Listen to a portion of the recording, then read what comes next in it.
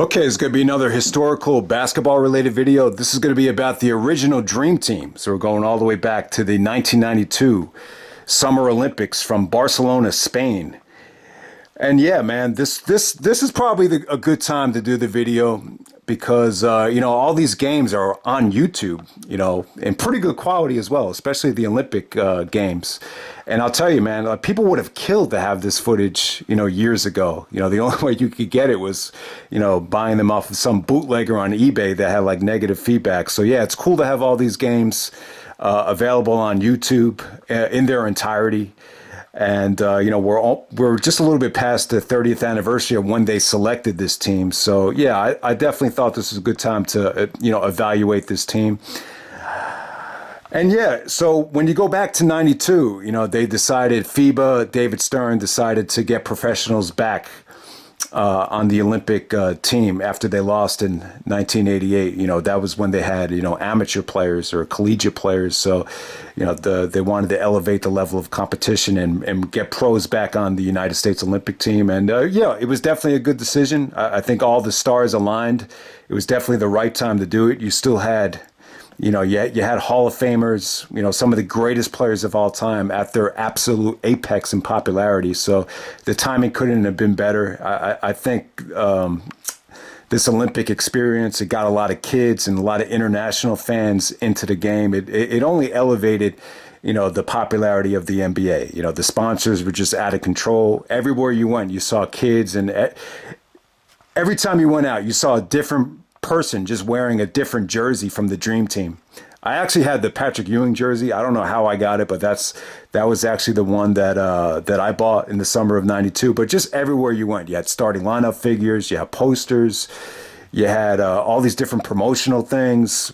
Yeah, you go to McDonald's, you see Dream Team cups. It was just out of control. The level of commercialism attached with the Dream Team and with Jordan and the NBA in the summer of '92. But overall, I thought it was a hell of a ride. It's one of my favorite summers of all time. The first summer I started playing basketball, so I always look back on this team with a lot of positivity. So yeah.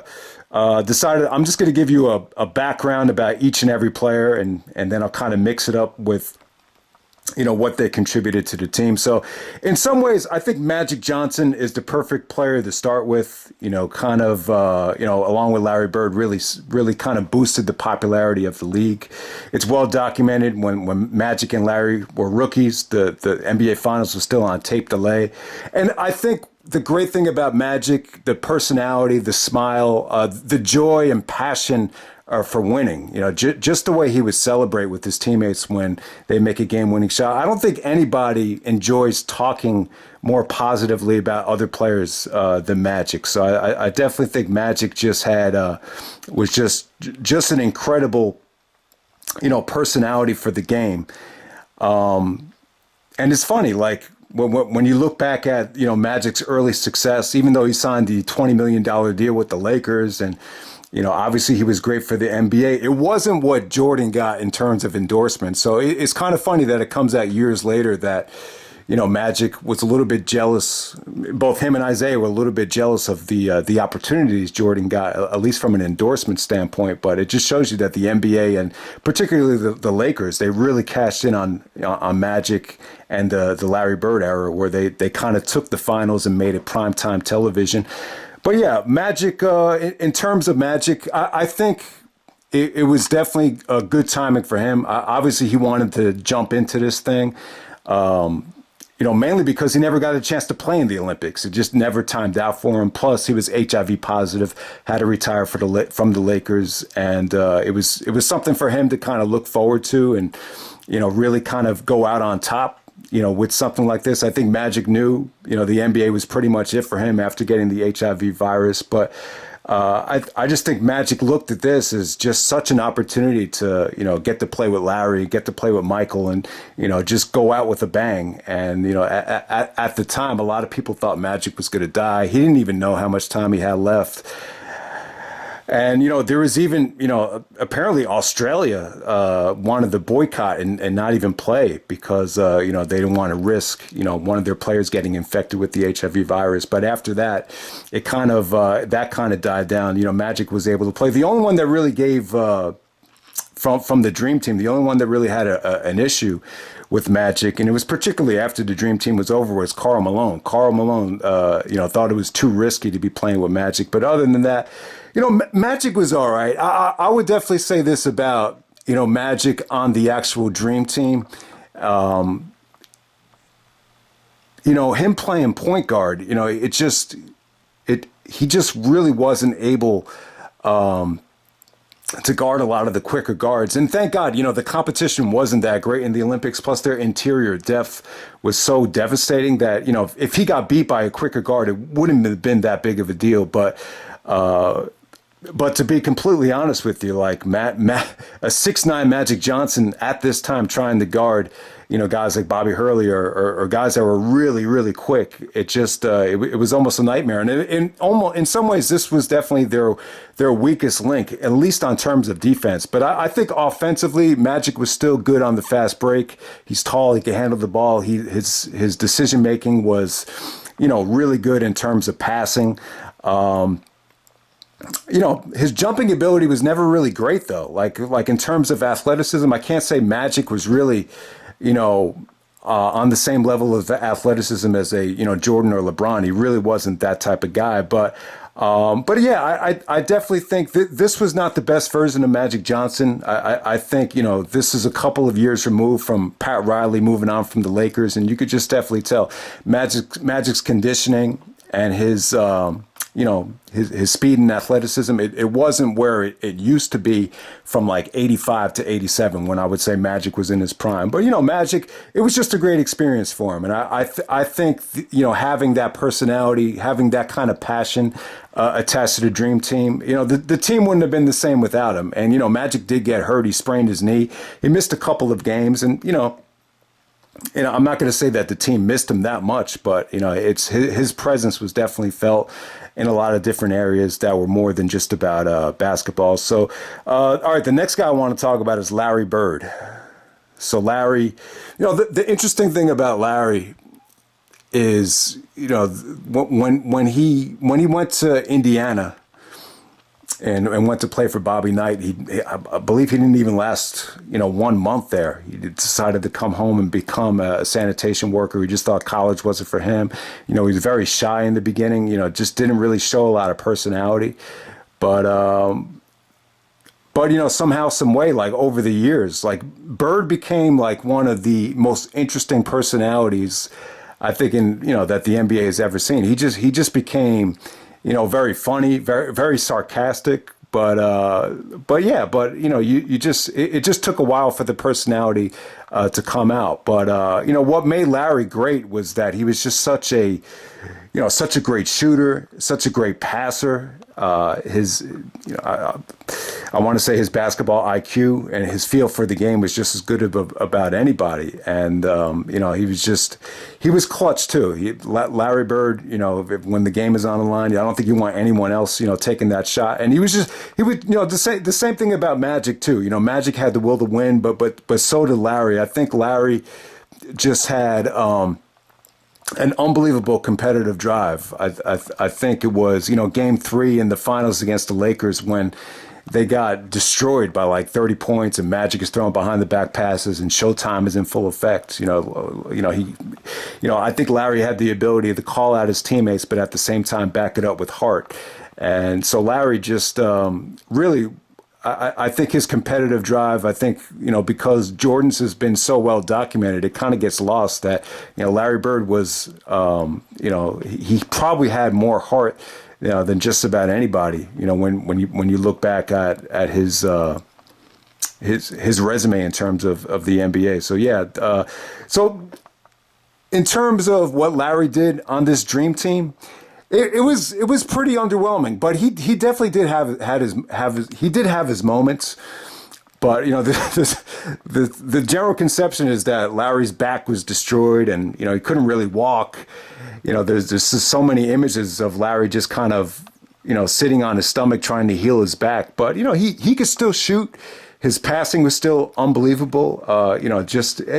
Even his defensive awareness was, I thought it really made an impact on this team. But yeah, I mean, Larry's ability to jump and he wasn't really moving that well at the time. So the bottom line is I would definitely say that Magic and Larry, they were definitely not in their prime anymore. But, when you look at the bodies of work throughout this whole team, I don't think any team had this type of level of body of work. And, Larry, the team wouldn't have been the same without him, the same thing. And it was just cool to see Magic and Larry, play together after being rivals in college and in the NBA Finals, for so many years. Okay, next up, I'm going to talk about Michael Jordan. So obviously this dream team thing, it just doesn't have the enormous popularity if it wasn't for Michael Jordan, because Jordan was, unlike Bird and Magic, he was definitely in his prime, arguably the most popular athlete, most popular person, in the world at the time, you could definitely argue. But it's well documented. Jordan wasn't thrilled about playing on this team, because of the grind of the NBA season. And, obviously he likes to relax and play golf the whole summer. But, the intriguing part about playing on this team was the coach, Chuck Daly. He loved to play golf, so they were able to play. He didn't really care. Like he would play as much golf as he wanted, and then, if he had to play, he would play basketball, and it just didn't seem to affect him in terms of energy levels. Some guys couldn't keep up with him, but yeah, he was able to go out there, play his golf, and just do his thing. But the main reason Jordan, I think, played on this team is I think he knew that it was definitely going to help the league's popularity, help the popularity of the sport. I think long term, whether he realized it or not at the time, it was definitely going to help his brand tremendously, especially from a worldwide perspective. But yeah, I mean, the bottom line is Jordan wasn't going to play on this team if Isaiah was on the team, because, when he's playing with Isaiah on an all-star team, it's a different situation. It's just one game. But here you're basically hanging out with all these different personalities.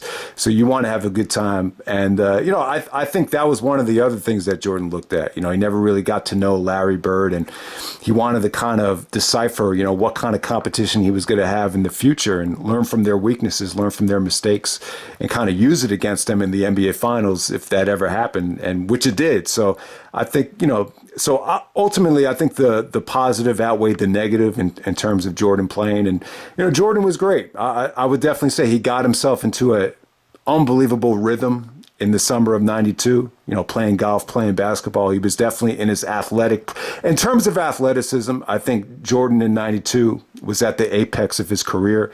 I think down the road, I think fundamentally he was at his best in '98, but athletically, I would probably say summer of '92, this was probably his physical prime in some ways. But, what I loved about Jordan, particularly in this 92, 93 era when he was at I would definitely say this was probably the height of Jordan's popularity, at least from a commercial standpoint. It never really affected him, all the money, all the endorsements. It didn't take away that eye of the tiger, that competitive spirit. And that's what I love. That's what I love about Jordan, because I think a lot of times when a lot of these guys get, enormous sneaker deals and millions of dollars, guaranteed, I think it takes away the passion, and it takes away, the sense of urgency to play. And you even see it today with some guys. There's even some guys today where you feel like they'll look for any excuse not to play. So yeah, that's what I loved about Jordan in '92, because you look at that series that he came off with the Knicks. When he had that layup over Xavier McDaniel. Tell me one person in the world that can match that intensity. And this is when he's on top of the world and has more money at his disposal than anybody. So that's what I loved about Jordan at that time. So let's talk about his teammate and current nemesis, Scottie Pippen. So Scottie finds himself on this team. Primarily they wanted to put Pippen on the team as more of a defensive stopper. But I think, that whole season, after they selected Pippen, he definitely evolved his game. He became just, a beautiful player to watch on the fast break. His all-around game just started to improve. His decision-making, ball handling, passing, scoring. Pippen just became a great all-around player rather than just someone you want to put on the team as a defensive stopper. And because, Jordan and Pippen didn't want Isaiah on the team, both guys had to really play point guard. There was just a lot of ball handling responsibilities from both of them. And their defense was just incredible. Jordan's help defense was awesome in the Olympics when he wanted it to be. And then Pippen's lockdown defense on Tony Kukoc, obviously that was going to make a big difference. But yeah, Pippen and Jordan really had to carry a lot of the bulk on the perimeter defensively, and the ball handling duties that they had to take on. Yeah, you can't overlook it because, Magic got hurt, Stockton got hurt. So, yeah, a lot of the ball handling really fell on Jordan and Pippen's lap, to be honest with you. And then next up, we got Chuck. We got Charles Barkley, the enormous personality who actually led the Dream Team in scoring. So, that's funny to think about. But, yeah, Barkley at the time, easily led the team in scoring. I wouldn't say Barkley was their best player. I would still say Jordan, without a doubt, the best player.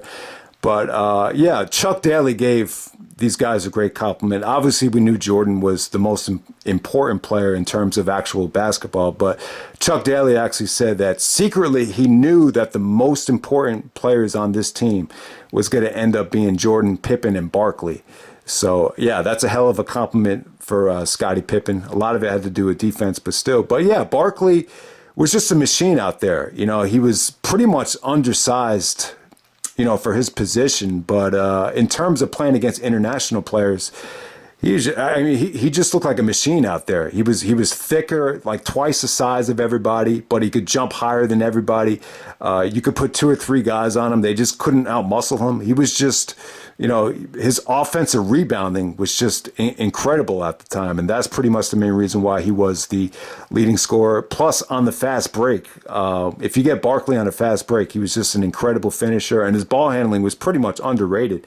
Yeah, Barkley's athleticism was great. And, he just used his whole experience to kind of get into shape and get into a rhythm to the point where he would end up winning the MVP the following season, his first year with the Phoenix Suns. So, yeah, Barkley definitely had a renewed energy, a renewed life after finally getting out of Philadelphia, which, according to him, just wasn't a winning situation the previous season. And, I would definitely say this, and especially from reading the Dream Team book, the most interesting debate in terms of one-on-one players, at least on this team, was Barkley versus Malone. Magic versus Bird. That at one time that was a very interesting debate. Magic won 5 championships. Bird ended up winning 3.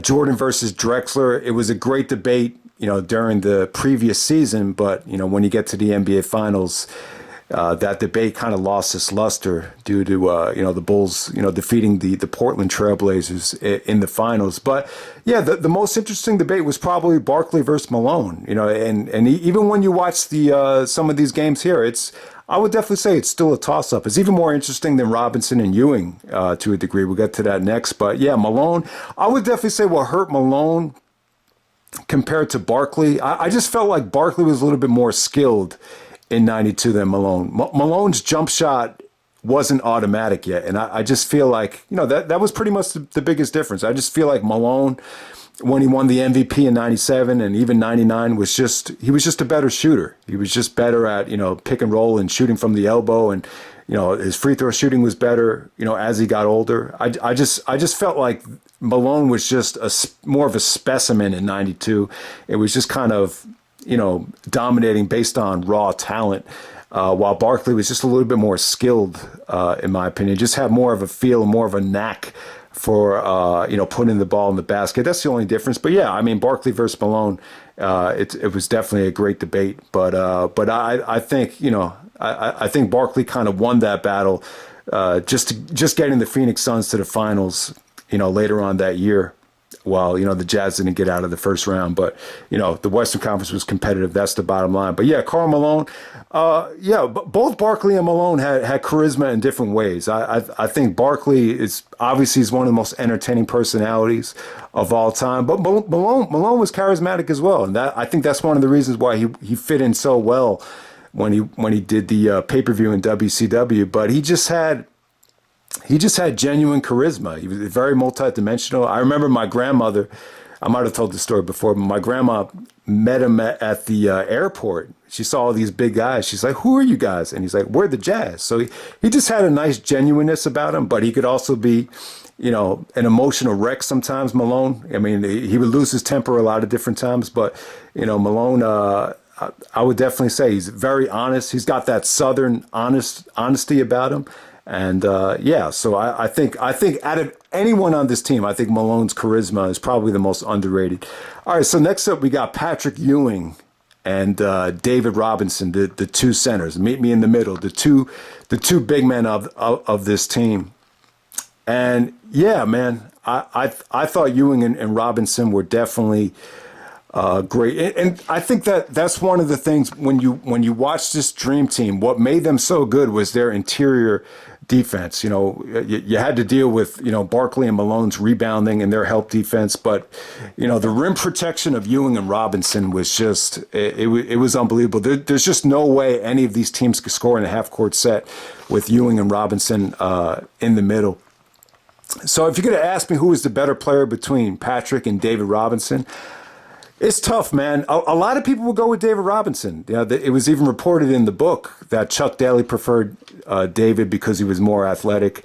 I think David Robinson was more athletic. He was able to. There was one year, I think the year before this, he actually led the league in steals. He's a great shot blocker. He was more versatile in terms of executing a spin move from the baseline. But I think Ewing was more skilled, though, to me. I think Ewing had more of the eye of the tiger. I think he had a better jump shot. I think Ewing actually was probably a better interior defender, while not as athletic as David Robinson. But it's a tough call. But I got to go with Ewing as the overall better player. I had access to watch every single Patrick Ewing game from 92 to 2000. I was actually at a game in 93 where Ewing shut down David Robinson, held him to 10 points, and they blew out the Spurs at Madison Square Garden back in March of 93. So I don't know. I'm actually going to go with Patrick Ewing. Plus, I felt like, the one thing that hurts David Robinson, is that he didn't really win a championship until after Tim Duncan got there. So I think that's always people are always gonna hold that against him to a degree. While Patrick never won a championship, at least David won the championship. But the bottom line is, I think those Knicks teams, that loss to the Bulls were definitely. I felt like Ewing had to kind of carry, weaker talent, higher in the playoffs than David Robinson ever did. But make no mistake about it. I think David Robinson, he kind of gets stereotyped sometimes as soft. Dennis Rodman said in his book that Avery Johnson almost kind of made him cry, while he was the MVP. But, that's one thing about David Robinson, though. He won MVP. He won an NBA championship. Those are two things that Ewing never did, so you can't take that away from him. But, David, he kind of gets labeled as, like I said, he some people label him as soft, maybe too nice of a guy. He's a great guy. Like, he's just such a likable guy. But I think his charisma and personality is really underrated. I don't really think you could compare, David Robinson's personality to Tim Duncan's. I would say Robinson definitely had, the more likable, the more outgoing personality. But he just did it in just such a good way. He was just labeled as such a good guy that sometimes he got labeled as soft. But yeah, I love both guys. But if I were to pick one, I'd have to go with Ewing. A lot of it just has to do with, body of work. And, Ewing was just, in college, Ewing was just labeled as more of a devastator than David Robinson. All right, next up, we're going to talk about Chris Mullen. Chris Mullen, besides Larry Bird, you could make a debate who was the better shooter, Mullen or Bird, back during this dream team. But Mullen was an incredible shooter. The reason they wanted him on the team, in international play, you have to deal with zones, and Mullen was just the perfect guy to break a zone and just have, stand out there to shoot the three while, you're trying to dissect and break this. That's the best way you beat the zone, just by moving the ball around and to the open man on the 3-point line. And that was Chris Mullen. But yeah, I actually met Chris Mullen. I went to his basketball camp in the summer of '97. He came in, everyone was asking him, what was it like to play with Magic and Michael on the Dream Team? That was like the number one question. But you learn from Mullen, how hard of a worker he was. And what he did was he kind of used basketball as an outlet to really, work on his game. And, he was better at working out by himself than anybody. There's a lot of guys that don't like, practicing by themselves, but Mullen was actually showing everyone just drills he would just do by himself. He was just a gym rat. He would lock himself in the gym and just shoot until to death. Like that. That's what Mullen would do. So when Mullen was in high school, he actually went to Xaverian High School in Brooklyn, where he became a legend. He's pretty much known as one of the best high school players to come out of New York City. Then he went to St. John's, where him and Patrick Ewing, set the Big East on fire. Ewing with Georgetown, Mullen with St. John's. But when Mullen got to the Warriors, he got drafted by the Golden State Warriors in, I think it was '87. The first couple of years with Don Nelson, it just didn't work out good. He was making money, living out in California, and had to go to alcohol rehab after a couple of seasons. Just didn't live up to his potential. But I'll tell you, after he went to rehab and got himself back in shape, he had some really, really good years. The 91-92 year, I believe he started on the All-Star team. I think he made first team All-NBA, averaged like 26, 27 in scoring. So yeah, he really got himself up to an incredible level those first couple years of the 90s. He was probably the deadliest shooter in the game. And, just one of these guys. He was a lefty. He could move without the ball. He was a very talented player. But I feel like the two guys that really kind of, reached their peak, I would say the year leading up to the Dream Team was probably Mullen and Drexler. I don't, in terms of at least playoff success, they never really, at least by themselves. I mean, Drexler eventually won a championship when he went to Houston, but in terms of Mullen with Golden State or Drexler with Portland, that was pretty much the pinnacle of their success when you get to the 92 playoffs. And then next up, we got Christian Laitner. So Christian Laitner makes the Dream Team after being chosen over Shaquille O'Neal. So I was cool with them choosing Laitner over Shaq. Well, when you look at Shaq, the first 2 years at LSU in college, I mean, yeah, you knew he was going to be great. He was going to be a specimen. You could compare him to what Zion did at Duke. But, he just didn't have the body of work that Christian Laitner had. Christian Laitner, set the college basketball world on fire to the point where, the college basketball was pretty much almost as popular as the NBA from the late 80s and the early 90s. Laitner was just, he took Duke to the national championship. 2 years in a row, they won back-to-back championships with Duke. He hit some incredible game-winning shots, and he was just, he was a polarizing figure. He was a controversial figure, and he was definitely the face of college basketball. So there's no way around it. But in some ways, he was the only college player allowed on the Dream Team, and maybe that did affect him mentally. And, it probably took a toll on him. He said that he actually enjoyed it, because there really wasn't a lot of pressure on him. But at the same time, it's like, you just kind of feel for him because, how much better would this experience have been if he was there with his peers like Chris Webber or Shaq or, Grant Hill and, some of the guys he played in college with. But, he just pretty much got garbage time. I mean, there's really not a lot of stuff I could tell you guys about what Christian Laitner did in the actual games. They really only put him in, when the game was pretty much over. His jump shot was still pretty good at the time. I just can't say that, Christian Laitner, it just, I don't know. It almost felt like this affected his NBA career. He got off to an awful start out in Minnesota where they just didn't get a lot of exposure. They didn't win many games. I remember he did make the NBA All-Star team with the Hawks, but for the most part, I just can't tell you that Christian Laitner ended up being a great pro. There's just not a lot of memorable things about him. But to say that he was an awful pro, that wouldn't be accurate. He just didn't really, live up to the expectations that he set on himself in college, and he didn't really, reach the potential of any of his other fellow Dream Teamers. So that's Christian Laitner right there. If you haven't seen it yet, go check out I Hate Christian Laitner, the documentary. It was an awesome documentary from ESPN. And then Clyde Drexler. So Clyde Drexler was actually chosen as an add-on, when you get to the 92 playoffs. I'm not sure why. I don't know why Clyde wasn't initially on this team. It seemed like they didn't really know. I'm going to assume that Dominique probably would have made this team if he didn't hurt his Achilles. There's all these questions about, people forget that Dominique Wilkins was injured.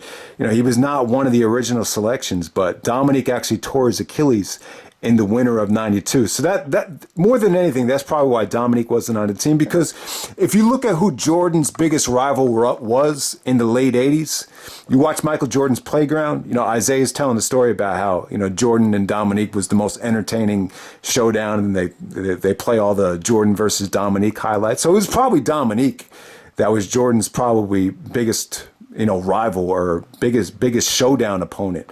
Even though Dominique was more of a power forward than a shooting guard. But yeah, Clyde definitely deserved to be on the team. The Portland Trailblazers were, probably the best team in the West for the first couple years of the early 90s in terms of winning percentage. And, but, what I didn't know was how negatively, people felt about Drexler. He felt like he was better than Jordan, but the general consensus was that if you got Clyde into a half-court set and forced him to think the game, he wasn't really that effective of a player. He was great on the fast break. He could jump out of the gym. He can glide. He could probably jump higher than Jordan. I think Ghostface Killer had that line. Jordan jumped up like Clyde Drexler to insinuate that Drexler was the better jumper, and maybe he was. But, he didn't have what Jordan had in terms of the fundamental skill set, the fadeaway, the footwork, all the great stuff that made Jordan great. But Clyde, just for whatever reason, a lot of people had the kind of looked at him as someone that was just, that wouldn't perform well if you got his team into a half court set. But yeah, Clyde was great though. That whole year, 91-92 season, it was he was so good that a lot of people, there was a lot of people in the media that thought Clyde was equal to Michael and thought he was even a step above Michael. There were a few people that thought that, but the bottom line was they tried to push it. They tried to make it a showdown between Jordan and Drexler, but Jordan took it personal. He just, I don't know. Sometimes I look at those sound bites from Jordan, like when he took the, Clyde being compared to him personal. I'm like, why would you take it personal? Why don't you just embrace it? But, sometimes when someone thinks that, they can either beat you or they could give you some competition, sometimes it does kind of bother you. So I can see why it bothered Jordan to a degree. But yeah, without a doubt, Clyde Drexler, I thought he was awesome, man, and he was definitely he was great for this team on the fast break. Anytime you were in transition, Clyde Drexler was great to have on this team. But I will agree though, like it wasn't. I wouldn't say that he was an ideal player for a half court set. All right, so next up we got John Stockton. So John Stockton makes the team over Isaiah Thomas. That ruffled some feathers.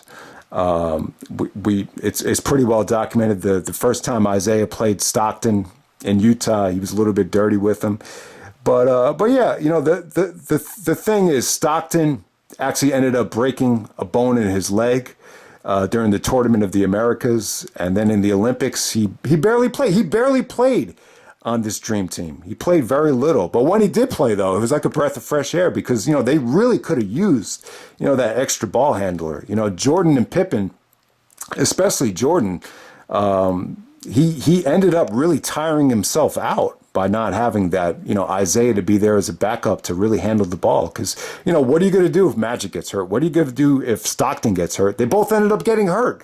So Jordan really had to, there was one game, I think it was against Germany. You watch it on YouTube, Jordan is just shouting things out the whole game.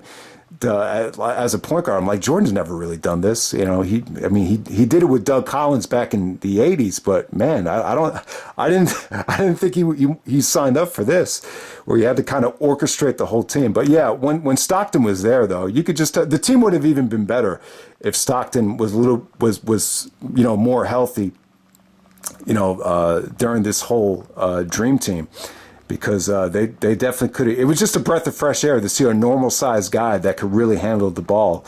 But the bottom line is, by the time Stockton, recovered from this injury, there wasn't many games left. So yeah, Isaiah not being part of the team, I just think part of the reason was, the timing of it. I think the timing gave the NBC executives and, David Stern, an excuse not to have him on the team. That whole walking off the court with Bill Laimbeer and the Pistons, I think, that was around the time they picked the team. So I think that had a lot to do with it. Plus, I think, there's just so many guys that didn't really care to have Isaiah on the team. Nobody was really pushing for it. I think Magic, acted like he was pushing for it because he was Isaiah's friend. But the bottom line was, when Magic came down with HIV, Isaiah, I think everybody was paranoid. Everybody was so paranoid because I think a lot of guys were sleeping around. So the fact that you could possibly get this thing from, having sex one-on-one with a woman, I think it frightened some people. So Isaiah was, passing around rumors that Magic was bisexual, or Magic probably got it from another guy, just to kind of, put themselves at ease. So obviously that got back to Magic. So Magic wasn't pushing for it. Plus you have the whole racism thing between Isaiah and Bird, when Bird backed up Rodman and said, yeah, if Larry was just another if Larry was black, he'd be just another good guy.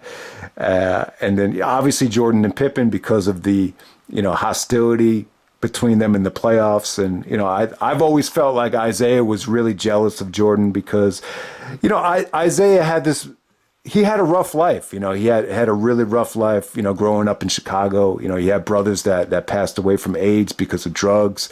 So, Isaiah went through hell, and it was always his dream to play in Chicago, and to see someone else come in and take that spot and, get all this attention from merchandise and endorsements. It had to hurt him. So I think a lot of the jealousy a lot of the dirty tactics that Isaiah did with the Bad Boys was definitely driven by his jealousy for Jordan. And, he kind of saw Pippen as being mentally weak, in the early stages. So he would definitely, organize and tell a lot of the guys just to kind of, bother him mentally.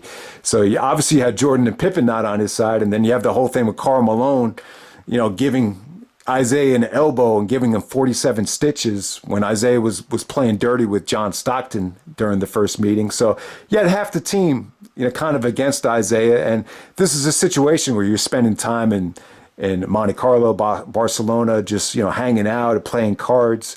And yeah, like when you I deal with it all the time. Like there's just that one guy that you just can't stand playing with, and to think, this guy is going to be a nuisance and going to be around the whole time. It's just like, man, I don't want to fucking go if he's going to be there. So I think that's the mentality that Jordan had. Jordan probably had more pull than the other guys, but the fact that half the team didn't want him there, that probably had a lot to do with it. And Chuck Daly, the coach, really wasn't pushing for it either. So the coaching staff was Chuck Daly, Coach K, Lenny Wilkens, and PJ Carlissimo. Really interesting story about Coach K, because Coach K, Mike Krzyzewski's from Duke. Duke and Carolina have always had such bad blood between each other. But, Krzyzewski shared this story about how when they first got there, Jordan asked him to teach him something. Said, I'm having a little bit of trouble, with this. I want to get your take on it. And Coach K said Jordan didn't have to do that, but he just did it just to kind of let him know, we're on the same team. None of that other shit matters. So that's really cool. That's one of the great things about Jordan too, is that he had enormous respect for coaches, for whatever reason. I don't know if it had to do with Dean Smith, but he always, it took a lot to gain his trust, obviously. Obviously Jordan has trust issues, but the bottom line was he's always been respectful to a lot of the coaches, without a doubt. So, So yeah, that's pretty much it with all the different players on the team. So the funny thing is, when I was growing up, I totally forgot about the Tournament of the Americas. So the United States had to actually qualify because, you know, they didn't win the gold in '88. I believe they didn't even win the FIBA tournament, the World Championships in 1990. So they still had to qualify. So Portland actually ended up winning the bidding for the location. So they had these games in Portland. So the Tournament of the Americas, this lasted from June 28th all the way to July 5th of 92. I'll tell you, man, the first game against Cuba, I mean, you see Cuba, they just had not a lot of basketball skill, man. They couldn't shoot, they couldn't dribble, they couldn't get anything easy. Everything from them on the offensive end was just a struggle. So they actually ended up beating Cuba by 79 points, 136 to 57. Then they played Canada. The only guy from Canada I recognize is Bill Wennington. So Canada actually played them really, really aggressive, though. I mean, it was definitely more of a hard-fought game from a defensive standpoint against Canada. So Canada actually lost only by 44. And then they played Panama. Panama lost by 60. Eventually, Argentina would get really good within the next 12 years when they got Arroyo, when they got Ginobili. But at this time, they're a little bit behind the eight ball, and they lost by 41. And then the Puerto Rico. Interesting thing about this is a game where I think the point guard from Puerto Rico talked some shit about Jordan. Then Jordan kind of, was a little bit more aggressive with him than he would get. So that was the interesting thing about that game. But they beat Puerto Rico by 38. Then they beat Venezuela by 47 in the gold medal game at the end of that. So that's the Tournament of the Americas in Portland. I mean, really, these games, the competition was a lot weaker. It almost felt like they got bored in the second half of these games. The only thing interesting I could tell you about these Tournament of America games was because it was in Portland, Clyde Drexler got a huge ovation. You know, this started in the same month as the '92 NBA Finals, where Portland actually hosted Chicago. And to think that Clyde and Michael, after having that awesome NBA Finals, were going to be teammates later on that same month in the same building. That was the most interesting thing about that tournament, and Clyde Drexler was just treated like a god. Jordan didn't get booed, but he didn't get the ovation that Drexler got. So yeah. All right. So now we move on to the Olympics. Okay. So the first game was against Angola. So Barkley had that famous line, "I don't know anything about Angola, but Angola's in trouble." But for some reason, when you look back at that quote, you kind of look at it as a funny, colorful quote. You don't look at it as someone being narcissistic or arrogant. So Larry Johnson actually said in Dream Team 2 that, we're taking a lot of teams to school, and that kind of came off as classless and whatever. So it's just funny how I always thought it was funny. And I had no idea that, Dream Team 2 and Dream Team 3 in '96 were looked upon so negatively by Dick Ebersol and Jack McMullen and some of the media members. But yeah, Angola actually came out of Africa.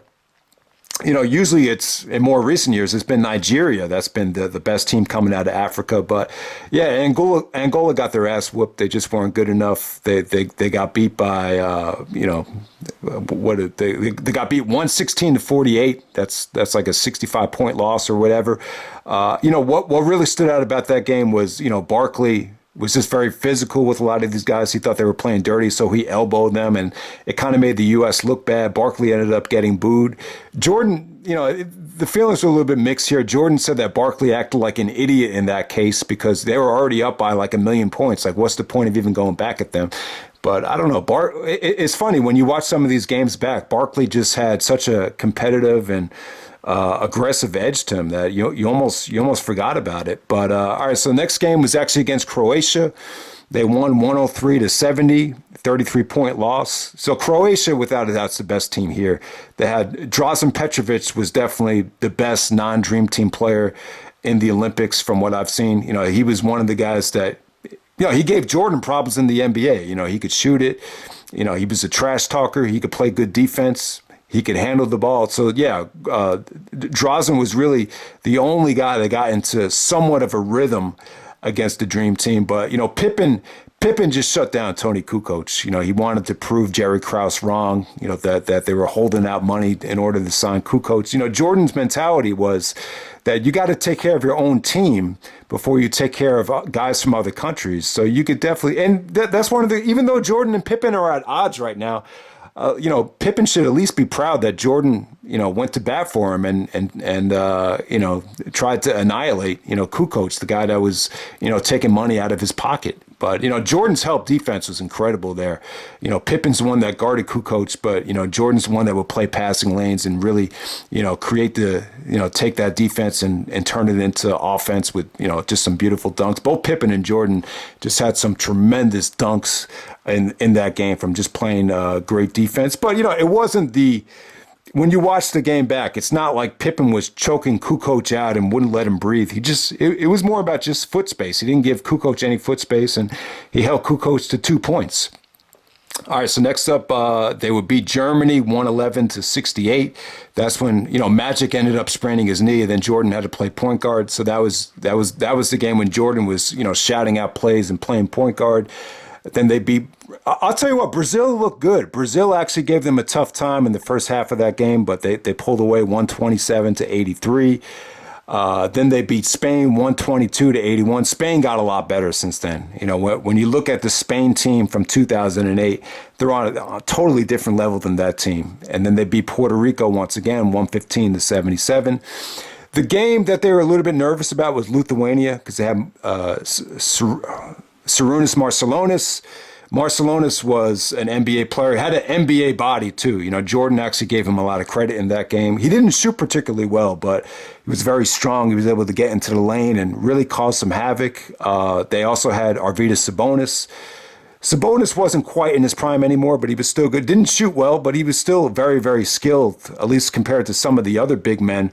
But, no one could just get anything easy on this team. Their interior defense was just so good at the time. And then on top of that, you got Pippen and Jordan playing passing lanes. It just made it a nightmare for teams. And then in the gold medal game, they beat Croatia 117 to 85. I think there was one point in the game where Croatia was actually ahead 25-23, but Jordan ended up having his best game of the Olympics, and they were able to win it. Jordan actually covers up the Reebok logo with the American flag, so it probably had to be stressful for a lot of the guys that were under contract with Nike. So the Reebok spent $2 million to get them to wear these jackets for the gold medal presentation, but they didn't want to show up the Reebok logo. So it's like the ultimate, it's just Jordan being very loyal to the Nike brand, the brand that took his name to the next level. So you definitely understand it. Why if you're the face of Nike, why would you want to be promoting the Reebok logo? But you're just stuck in such an awkward position there. So it had to be a little bit stressful. I remember Barkley was actually quoted as saying that he has 2 million reasons not to wear Reeboks, but yeah, so I could see how some of that stuff could kind of take some of the passion out of the game. But, I know Jordan said that he was a little bit overwhelmed by the commercialism of the Olympics, but the actual games were fun. This was just great basketball. Guys were just passing to the open guy. There's just so much talent out there. Everything just seemed so fun to me, just watching some of these games back. But yeah, man, so that's pretty much it with that. So where does this dream team really rank in terms of some of the other teams? Like I was saying before, I had no idea the 94 team was so negatively perceived. They thought Larry Johnson was too cocky after what he said, that we're taking teams to school. They said they had crotch grabbers like Sean Kemp and Derek Coleman. So Isaiah was actually on that dream team after he tore the Achilles, but he never officially got the chance to play. The 90s, someone made a video talking about how the 96 Dream Team was just a better team because they had better guys in their prime. I definitely might agree with that, because plus you had Hakeem became a citizen. You had Hakeem, Shaq, and David Robinson. You have 5 or 6 Dream Teamers from the original Dream Teamers that still played in that team. You could even argue that some of them, like Karl Malone, got even better since the 92 team. then you have Mitch Richmond and Reggie Miller at shooting guard. But still, I would definitely say this. I think the 92 team is far superior to the 96 team in terms of body of work. I think the only thing is, like, if you take this exact 92 team and play it up against the 96 team or the 2008 team or 2012 team, they might have some trouble because some of these guys just aren't in their prime anymore. And plus you got Christian Laitner that really, he didn't pan out as good as a lot of people thought he was going to be. So yeah, I would definitely say that. Like, maybe if you take this exact team and play them against some of the other teams, it might not hold up as well. But I still think that the body of work from this original Dream Team, just can't compare. Plus, I think Ewing and Robinson in their prime here was just a deadly combination on the interior. Plus, I would definitely say that Barkley and Malone were a lot better athletically than they were in 92 than in 96. And plus, this team had Jordan and Drexler. I would definitely take Jordan and Drexler over Reggie Miller and Reggie Miller or Mitch Richmond, to be honest with you. But the funny thing about the 96 team was I had no idea that it was such a Pippen said it wasn't really a dream team, and there were so many guys fighting on that team over playing time. I remember Shaq was upset that he didn't get a lot of playing time. Don Nelson was the coach. Remember, Don Nelson wasn't really a big man advocator, so maybe that's the reason that he didn't play Hakeem a little bit. Apparently, there was a huge fight in the locker room with Hakeem cursing, a combination of Hakeem cursing and crying. That he didn't play enough. I could definitely see that happening. I could definitely see Hakeem, going on a rant, getting emotional and everything like that. But yeah, I don't know. The 2002 with Vince Carter, that definitely had some competition, but ultimately they won the gold medal. The team in 2004 actually lost. That was just a bad combination. Larry Brown coaching Allen Iverson. And Tim Duncan, really, really weird combination. It just definitely wasn't their best players. I would definitely say this. I think if you took, the 2008 team with Kobe, LeBron, Wade, and Carmelo, that would be a really tough one. That really would be an interesting one. I still think that the 92 team probably had better interior depth, without a doubt. But I'll tell you what, though, if you take 2008 Kobe and put him on the 2012 team with Kevin Durant and LeBron and Carmelo, that might be the dream team right there that could really take out this team. But yeah, the bottom line is, though, Magic and Larry they just didn't have a lot left. I mean, you got to think about it. Like, these are two guys that came into the league in 1979 and they're playing on a team in 92. So this actual team, probably would have a tough time against, a lot of the younger, quicker guards. And Magic even did have a tough time against, the toughest time Magic had was against Bobby Hurley in one of the scrimmages. But yeah, man. But yeah, that's the 1992 Dream Team. I think the video is went on long enough. I really enjoyed it. I think if anyone hasn't seen any of these games or any of these documentaries, I think you'll love going back to them. There's a certain amount of charisma, and it's just a combination of skill, charisma, and just authenticity about these guys. I think this was just a magical combination of guys. All these guys actually ended up making the NBA top 75 team, except Chris Mullen and Christian Laitner. So 10 out of 12 made the top 75. All of them became Hall of Famers, I believe. Is Christian Laitner a Hall of Famer? I'm not even sure. But, you would definitely put Christian Laitner in the Hall of Fame because of his, collegiate career. But yeah, man, that's the 1992 Dream Team. Hope you guys enjoyed the video, and I'm out. All right.